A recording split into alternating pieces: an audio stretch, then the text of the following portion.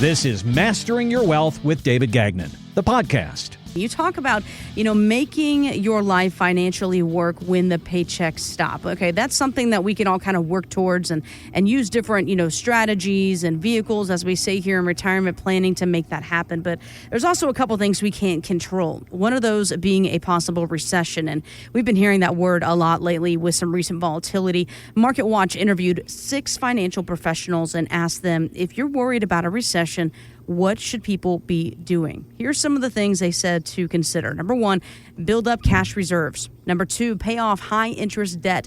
Number 3, consider adjusting your risk by rebalancing. And number 4, don't try to time the market. And lastly, at number 5, stay calm. David, what are your thoughts on this? Well, I'll tell you, having cash reserves, I think, is pretty important, just in case. Paying off interest, high interest debts, or any debts that are affected by these movement in interest rates. Just don't want to get into retirement when you have a lot of debt still on the books. So it's nice to put a plan in place to get out from under that debt before you retire. Now, rebalancing your portfolio. Yeah, it may reduce some risk, but, that's just such a vanilla type investment approach and strategy. For instance, back in 2022, if you remember the markets, both in the bond markets or the bond fund markets, bond mutual fund markets, and the stock funds, a lot of people have a traditional allocation in mutual funds of possibly 60% equity funds and 40% in bond funds. And people feel that because they have an allocation in the bond funds, that's kind of their stabilizing factor in their account portfolio value. But what happened back in 2022, not only did the equities go down significantly, the S&P was down over 18%, the NASDAQ was down over 33%, but the bond funds lost money because those bond funds were holding bonds that were purchased over the years at low yields, and the interest rates in the bond markets went up. So those bond values dropped at the same time that the stocks did. And if you had rebalanced that portfolio with that type of an allocation, maybe you would have lowered some of your losses on the equity side, possibly, but people lost a lot of money in 2022. And so what we do is we do things differently. We look at incorporating different management techniques and tools and strategies and product types so that we put airbags on that money and think outside the box and how you can invest your money differently to lower your risk, increase your returns, and have buffers on that downside so you don't suffer the big drop in the market like everybody else is experiencing, because we're employing different tools and techniques and hedging against market drops. And we do this with professional tactical money management or different investment tools and products that the insurance industry provides, where you can have your principal protected but still participating on the upside of the market. And so if we do things in that respect, we can recession-proof a portfolio or market-proof a portfolio with the right management approach. And we get to the right place of how people should invest their money in the right tools and the right investment product strategies by doing a plan first, because we want to see how much of a yield that you need to generate based on how you're saving your money or how much you'll have at retirement. And also we incorporate tax planning. Tax planning is big in looking into the future if you set it up correctly, because we want to be tax efficient. If we reduce taxes in the future, you don't need as much of a gain to get a better net result or take as much risk, because you're overcompensating for paying more than your fair share of taxes. So with good planning on the tax side, we can build a very solid plan on the investment side, incorporating a lot of different moving parts in your financial world, where we're mitigating unnecessary cost, unnecessary risk, and getting better and more consistent results with less volatility. So rebalancing, if you're in a traditional portfolio, that might help over time, but you're still at the mercy of the markets, the interest rate markets if you're in bond funds, and the stock market if you're in equities. So I think having a plan first, which I don't see people coming in with plans. They have investments, and those are just tools. And they've been investing their money in funds and stocks and bonds, and they really don't know if that's really the right place for the money, and they don't because they don't have a plan. Right. And also, just back to the plan thing, everyone thinks they have a plan when it's in their mind. That's not the plan. The plan is written down in black and white, shows you different options, A, B, and C, et cetera, right? I mean, just going, hey, I have this money, this money, this money, that's not a plan. No, those are tools. And, your investment decisions and where you put your money should be the very last thing you do, because you want to have a plan first. When you are building a house, a brand new home, and you're going to dig that hole and put the foundation in and build and frame and finish it off, you don't start buying materials or determining what types of fixtures or any of that stuff you're going to have until you have a plan. And then when you have a plan, from the plan specifics and the details of that plan, you'll know exactly how much concrete you're going to need, how much lumber you're going to need, how much paint and carpeting and wood flooring or whatever you're going to put into that home. And when you do it that way, you lower your risk substantially of not getting what you really want the outcome to look like in that home. Same thing with your money. You should really have a plan. It should be strategic in your own personal goals and objectives. And, it's important to start with a methodical process, and the details of the analysis that we do will identify what types of benefits you need to have available throughout your retirement many years before you get there, because we need to know how much you need to save, what rate of return are you going to need, how do you build a tax strategy so that you're lowering your tax bill in retirement? How do you have a healthcare backup strategy if you have the event of needing out-of-pocket healthcare? So, you can see there's a lot of moving parts in planning and making financial decisions. So, if we are looking to recession-proof anybody, we encourage them to give us a call. Let us put together the comprehensive analysis just to see if what they're currently doing is going to work out, or what kind of areas are they vulnerable in with the stock market, or do they need to really employ different tax planning approaches so we can reduce their taxes? David, I think I mentioned this just about every show, that you've been doing this nearly 40 years. You've been doing this for a long time. What makes you different and stand out? What makes your strategies, your goals, all that kind of stuff stand out than the other guy down the road? Well, I'll tell you, my background's pretty diverse. I came into the industry as a CPA.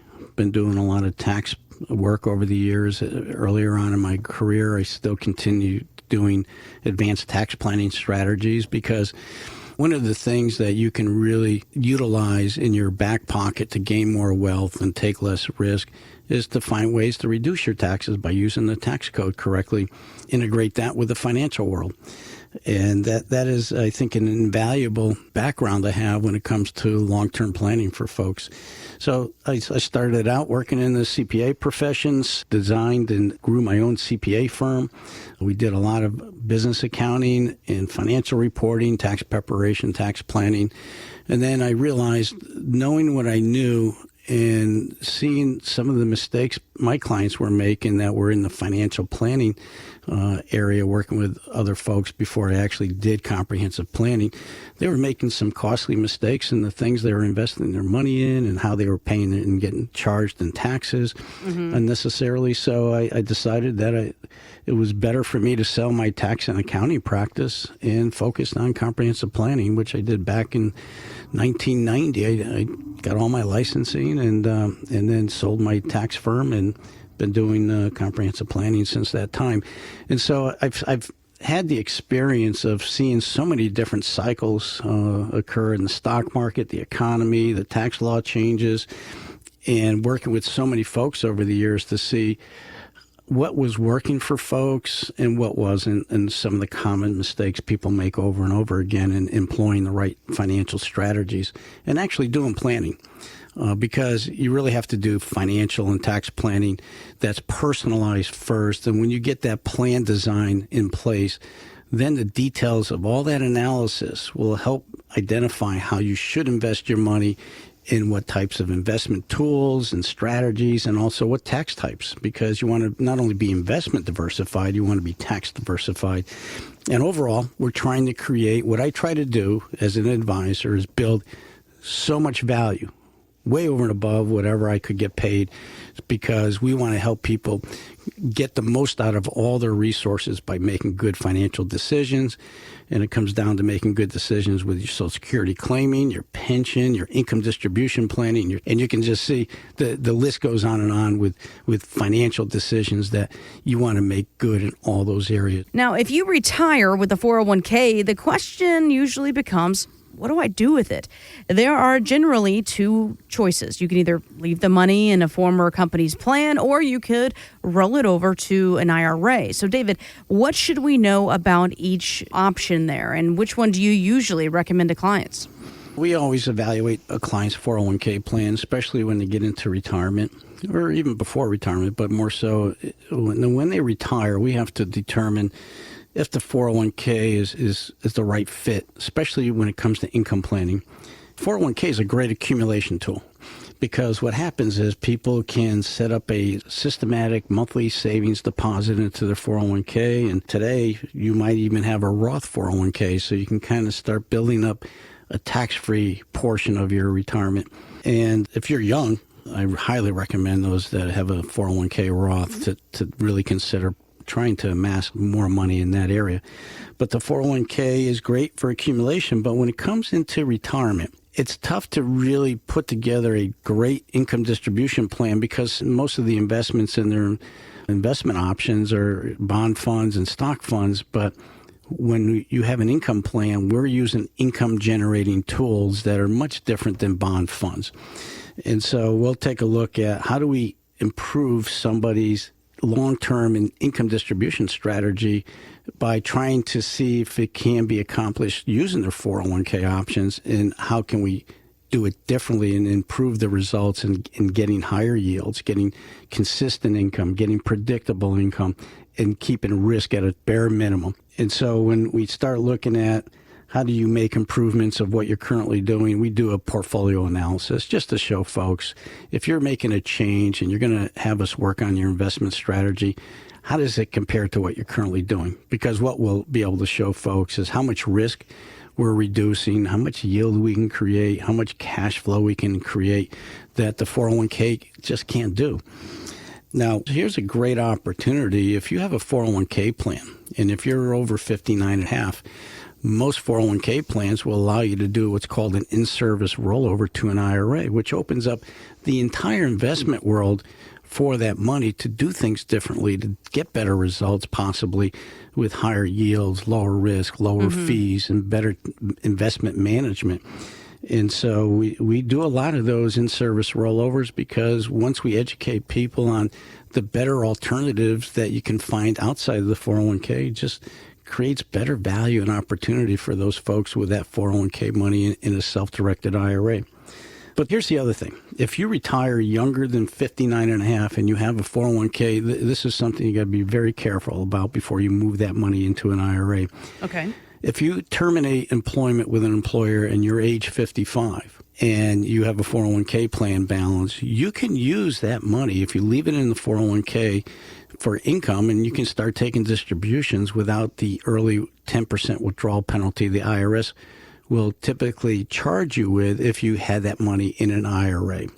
So what I see often are folks that retire younger than 59 and a half. They have some investment person that they are working with that rolls their 401k out before determining whether they really need access to that 401k to supplement their income now that they're retired. And if they had moved that 401k into an IRA, now they're subject to that 10% early withdrawal penalty if they need money. So you have to be really careful before you transfer that 401k into an IRA if you're younger than 59 and a half, because what we always do is we look at the income planning needs before 59 and a half to make sure that if that 401k is their only resource to supplement their income, we're going to have them leave enough money in that 401k to provide that income so they don't get hit with the costly 10% IRS early withdrawal penalty.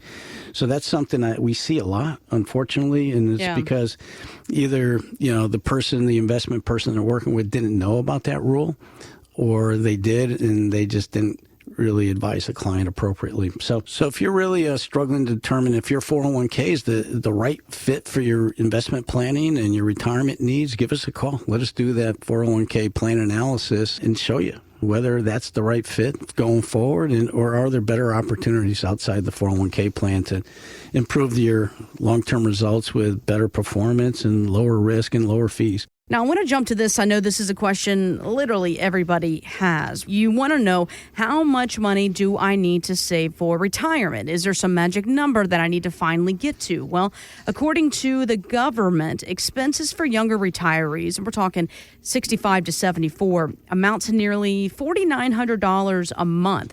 For those 75 and older, it goes down to about $3,800 a month. So a lot of that can be covered by Social Security, meaning that, you won't pull much from your IRAs or 401ks. So does this create a problem when it comes to taking RMDs? So a loaded question there. How do you know how much money you need? How do you know if Social is going to cover it? And then, of course, you got RMDs factoring in there as well. Well, you have to model it out with what your resources are that are available to you and your spending requirements adjusted for inflation and taxes. I mean, this is what we do when we do our complementary forecast analysis. We need to kind of take a high-level review of what the numbers look like going years into the future. And this will identify, how much income you're going to need to generate and how much your Social Security will be able to satisfy some of that income need and goal. And then really, it's important to evaluate when you really should take Social Security based on your family situation. If you're a married couple, we always do a Social Security comprehensive claiming analysis, and it's all tied into life expectancy that will identify when each spouse should take their Social Security based on the amount of income they can generate combined based on how long they think they're going to live. So that report is so important because we can help people avoid costly mistakes and possibly claiming their Social Security too young. The common thread we see when people retire is people worry about replacing their paycheck. They're no longer working.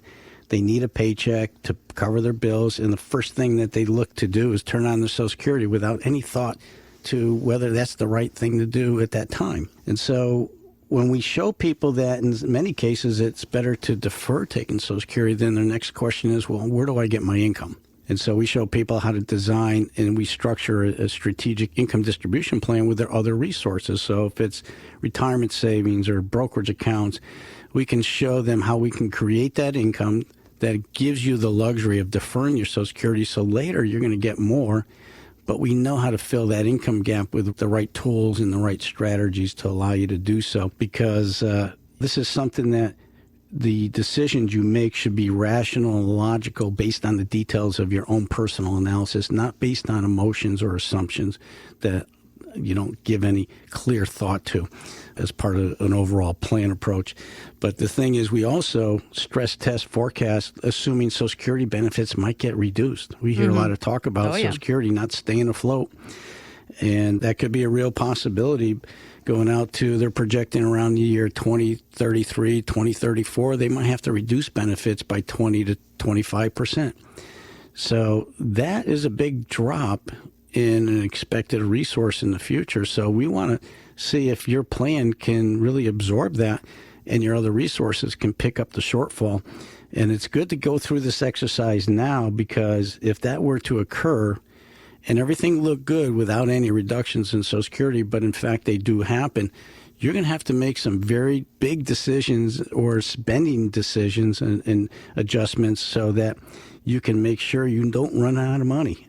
And that's the big concern, right? Running out of money, yeah. Yeah, and it's a real problem that I see over and over. People are running out of money because they've miscalculated what they were planning on or needing to spend in retirement, or miscalculated on how much they need to have saved in retirement. And when inflation goes up, it gets very challenging to make this money last for as long as you think you're going to be around. And so we always want to stress test various different assumptions, and we take a look at situations where, Social Security may not even be there. When we work with younger folks, we don't even factor in Social Security in their planning. And if we do it that way, and Social Security does exist when they do retire, then they're going to have a lot of excess availability and more wealth as a result, because they saved more earlier on in their careers. So you can see there's a lot of uncertainty out there, but we need to plan for it and look at different scenarios of how do we fix the problem if things do change, especially if Social Security is reduced. So if you really want to get some feedback on how to put together a planning approach and evaluate all the different moving parts and try to get you on a path where you're saving at the right rate and investing appropriately and reducing your taxes in the future with a good tax strategy. For more details or to sit down with David for your complimentary financial GPS, visit masteringyourwealthradio.com. Investment advisory services offered through Brookstone Wealth Advisors, LLC, BWA, a registered investment advisor and an affiliate of Brookstone Capital Management, LLC. BWA and First Financial Planners are independent of each other. Insurance products and services are not offered through BWA, but are offered and sold through individually licensed and appointed agents. Information provided is not intended as tax or legal advice and should not be relied on as such. You are encouraged to seek tax or legal advice from an independent professional. Any comments regarding safe and secure products and guaranteed income streams refer only to fixed insurance products. They do not refer in any way to securities or investment advisory products. Fixed insurance and annuity product guarantees are subject to the claims paying ability of the issuing company and are not offered by Brookstone. David Gagnon and First Financial Planners are not affiliated with nor endorsed by the Social Security Administration or any other government agency. Registered investment advisors and investment advisor representatives act as fiduciaries for all of our investment management clients. We have an obligation to act in the best interests of our clients and to make full disclosure of any conflicts of interest. Please refer to our firm brochure, the ADV 2A Item 4, for additional information.